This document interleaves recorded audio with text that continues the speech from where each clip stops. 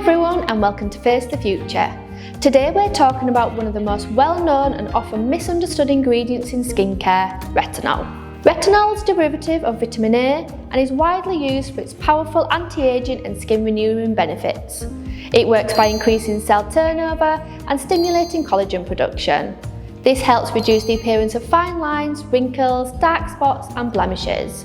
With consistent use, retinol can improve skin tone and promote a more even, radiant complexion. Because it can be a strong active ingredient, it's best to start slowly, usually 2 to 3 times a week at night. You can pair it with a moisturiser to minimise dryness or irritation. And don't forget daily sunscreen, as retinol can make your skin more sensitive to sunlight. Retinol isn't for everyone, especially during pregnancy or if you have very sensitive skin, so it's always a good idea to check with a skin specialist first.